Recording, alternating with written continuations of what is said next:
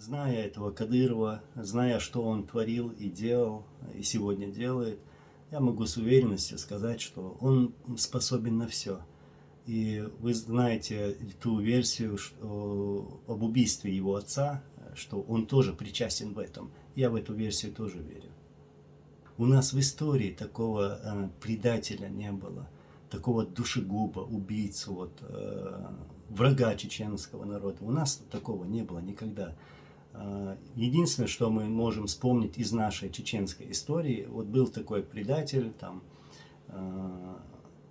Мазлак Ушаев, который, да, там расстреливал, убивал чеченцев, но его богатство, мы это видим, даже вот последняя передача была там с боксерской грушей, которая стоит 175 тысяч долларов, представьте себе, вот такая у них нелегкая жизнь, как говорится.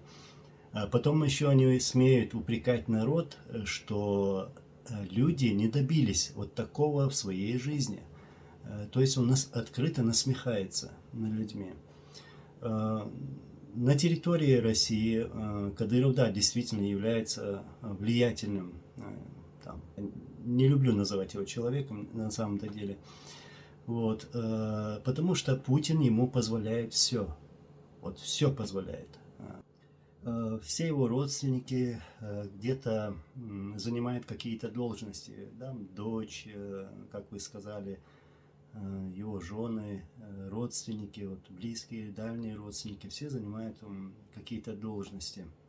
И им тоже все дозволено, все позволено, все прощается, что бы они там ни сделали. Я вот даже скажу, кто такие Кадыровы.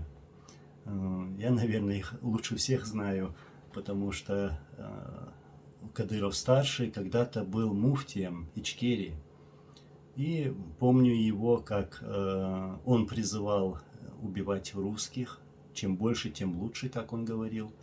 Даже называл цифру один раз, помню, на митинге, чтобы каждый чеченец убил 150 русских.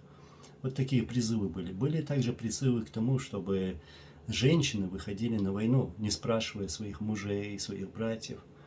Вот. А вот в период двух войн, это 97-й, 8-й, 9-й годы, вот, в то время, оказывается, люди Кадырова, то есть у него были такие группировки, это Ямадаев там и другие, которые занимались похищениями людьми, в которых нас, чеченцев, упрекала Россия. Что вот чеченцы воруют, похищают людей, убивают их. Вот на самом деле они-то и занимались этим. И напомню еще, вот я говорю про семейку Кадыровых, кто они.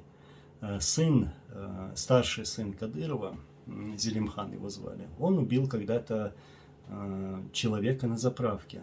Убил. Просто так. Взял и застрелил. Человек был наркоманом. Не знаю, в каком состоянии он был, когда убивал этого человека. Потом младший, которого мы имеем сегодня, вот, он самолично пытал и убивал заложников, даже в своем дворе, на своих базах он это делал. Открыто унижал их. Его дети, которого мы имеем сегодня, вот этого. Вот буквально недавно они, как я слышал, будучи еще в наркотическом опьянении, сбили 3 человек. А эти 3 умерли.